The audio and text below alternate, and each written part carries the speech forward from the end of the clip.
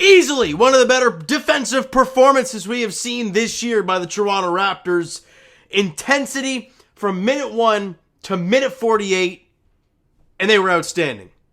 Winning 106-92 over Kyle Lowry and the Miami Heat to finally bring their record back to the 500 mark on the season. Finally. 38-38. The Raptors have won 3 straight games. Last time they were 500. December the 9th, where the Raptors record was 13-13. That was the last time we were at that watermark. It's about damn time. Now, yes, the Miami Heat did not have Jimmy Butler in the game, and of course, that's a big factor for the Miami Heat. But watching the Raptors defensively all night long do their job, causing havoc, and on offense, the 3 wasn't falling, but you were making all the extra passes, all the smart passes to get easy looks on the inside. They were dumb. I think it was like 36-16 at the end of the first half in points in the paint or something like that. They were flat out dominating in the early parts of that game. Let's break it down. First quarter, they got out to a big lead. It was like a 10-point advantage. I think it was like 14-4, and we're like, ooh, not a good start. Sleepy offense, your defense looking sluggish. Then the Raptors start to dig in defensively a little bit, right? And I guess it wasn't minute 48 to 48, or minute 1 to 48 then. They played great defense. But you know what I mean, right? After that tough start, I think Nick Nurse calls a timeout, and they come out and they start chipping away at it. And then a big steal, because they had the last shot, right? They go for the pass. It gets stolen by Scotty. He throws it down in transition with only a couple seconds to go in the first quarter to give the Raptors the lead 24-23, and that is how they go into that break after one quarter. Really nice job. Second quarter, defensively, again, the Raptors lock down tight. The offense is starting to find itself a little bit. The ball is humming.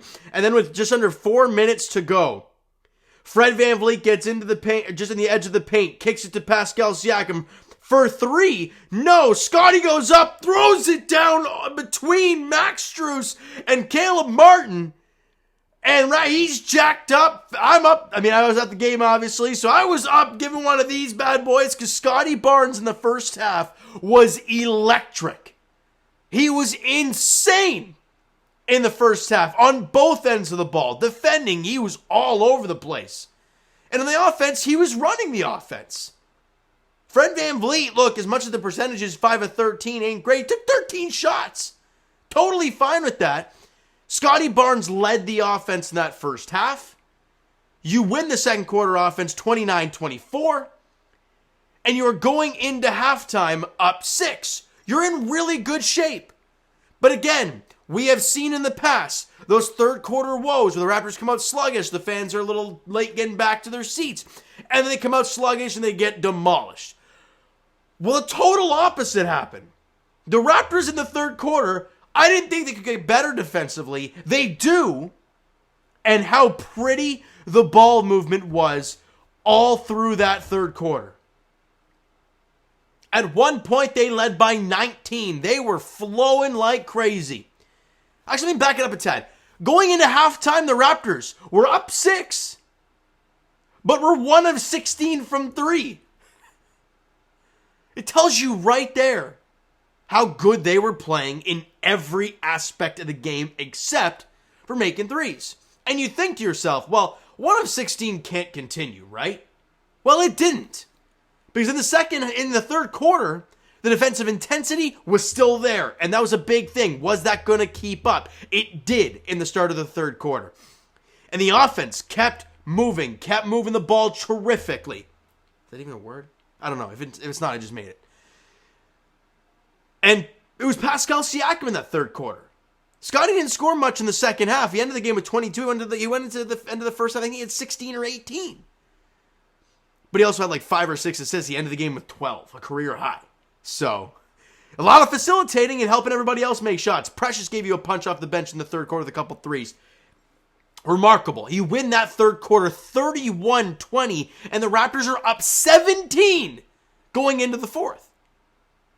But you got to close it out. Again, we have seen this before. These big leads in the fourth dwindle down to nothing, and you lose. Well, there was one stretch in that fourth quarter where the Raptors offense gets stuck. They don't score for like 4 minutes. And Miami ends up getting it down to a 10-point game. And, yeah, you guys saw that? My phone is vibrating like crazy. Anyways, and they get to a 10-point game, and they got 2 easy looks, right? Couple of good swings from the Heat, leading to Bam Adebayo wide open dunks or wide open layups, and then Nick Nurse called a timeout. All right, enough of this nonsense. The next play out of the timeout, offensively, I believe it was the next play, Jakob Poeltl gets the layup. And that was his first bucket of the game. And from that moment on, Raptors didn't look back. Actually, let me rephrase that. Out of the timeout, because they called it was a 10-point game, they got the ball, and they needed to get a good shot here to get it into single digits. They had like 4 or 5 offensive boards. They could not make a shot. Lowry missed a shot. And look, Lowry didn't look very good. Coming off the bench, we'll talk about him in a second. They couldn't make shots. And then the next play down the floor for the Raptors, they get the 2, they get back up 12, they end up building it back up again a little bit, and they close it out.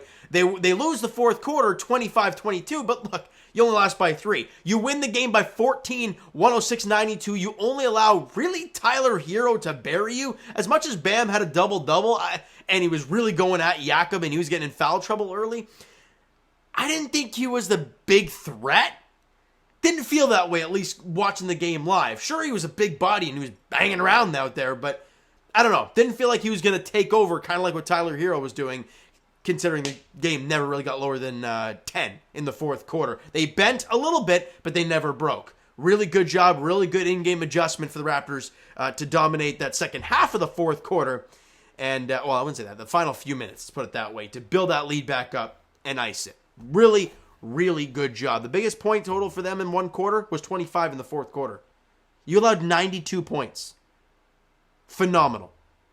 Now, quick standings update with the Atlanta Hawks beating the Cleveland Cavaliers tonight. That's the Raptors stay put in the 9 spot, tied with the Hawks because they have the season series. But with the Raptors win today, we're now getting somewhat closer there to Miami. And with the win tonight, we have the tiebreaker. So this could get a little more interesting. And with Brooklyn bottoming out right now, this could look interesting, but the Raptors have to continue to win ball games. And that's the thing. We can look at the standings, see how close it is, and sure, all the Raptors win this game. Sure, you got to do it, though. Let's get to these team stats. They shot 40% from the field and 30% from 3. Raptors shot 48% from the field and took 13 more attempts. They did a phenomenal job. Shooting the 3, the Raptors at a half, 6%. Well, the 1 is 16. They ended the game shooting 22% from 3. They knocked down 7 threes in the second half. Much better there. And they had 22% from 3. Not great, but the way they finished the game was strong. Fred, Precious, knocked down a couple threes. Look, they did a good job in the second half knocking those down. They were at 95% from the free throw line. We were 89% from the line, which is not bad. We were also only 8 of 9 from the free throw line. Look, I gotta say, after we say they went 18 for 19, as much as they got a lot more free throws than us, I loved this game officiating-wise. These are 2 teams that play hard. And the referees, for the most part, they let them play. They let the basketball players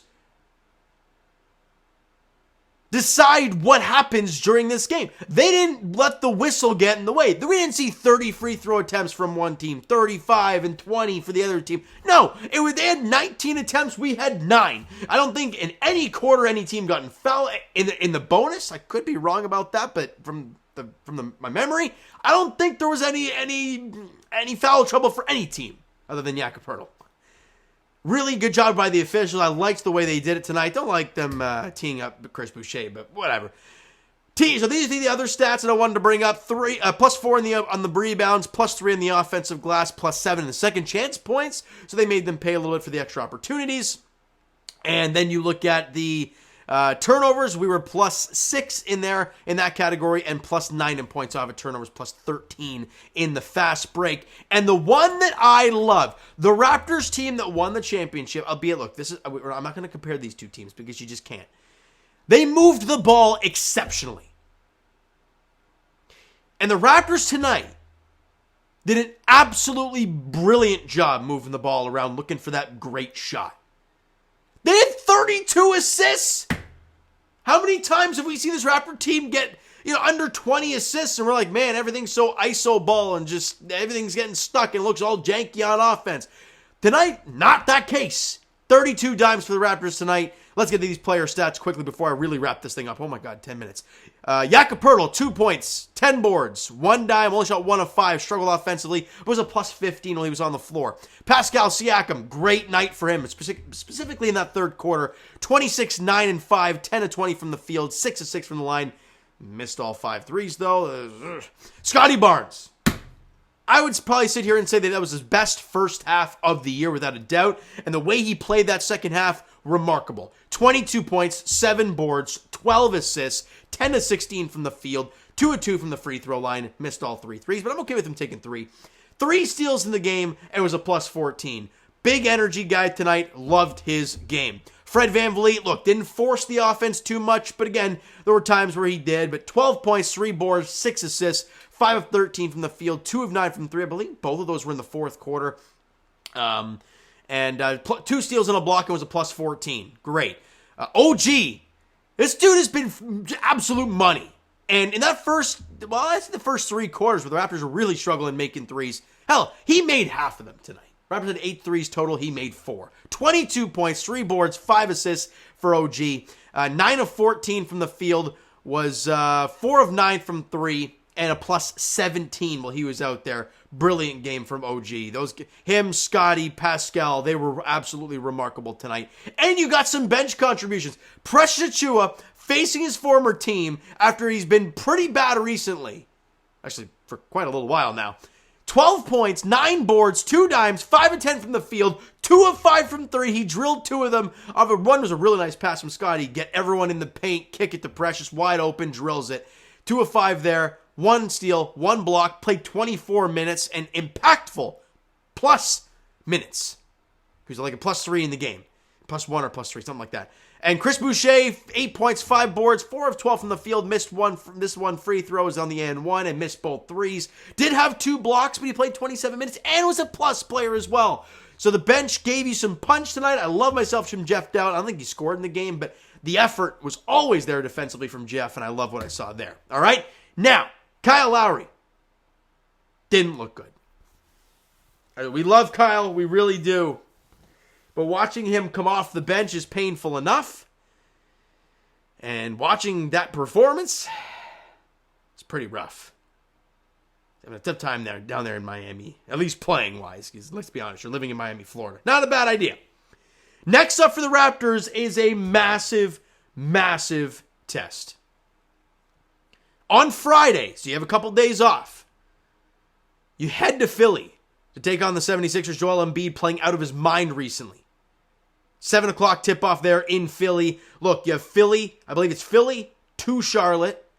Is it 2 Boston and 1 Milwaukee? I think that's how you end the season. That Boston-Milwaukee ones could be interesting. They might be resting guys. We'll see where they're at when those games occur. But first up is Philly on the road. And then you got back-to-back Charlotte on the road, which are must-wins. Philly's going to be tough. Let's see what this team can do. They're playing good ball. They've won 3 straight. They're 6-4 in the last 10. They're back to 500. The mojo's there. Hopefully they can build off of this win and go to Philly and put up a fight and see if they can grind out a W on the road. All right? So you know what, guys? That's going to do it for this one. If you enjoyed the video and the game today, smack that like button. I do appreciate it. Hit that subscribe button if you guys not already. Comment down below your thoughts on the video, thoughts on the game. What'd you like, what'd you not like from today's game for the Toronto Raptors? The Twitter and Instagram links are down below, so follow up, send me a DM to that great stuff. The Discord and TikTok links are down in the description, so follow up there if you guys have not done so already. And I will talk to you guys, Jay's Edition tomorrow in the season preview. Oh, baby. Check out the Blue Jay Center page at 4 o'clock. I'll be doing an Instagram Live with JD Bunkus. That'll be a lot of fun on there.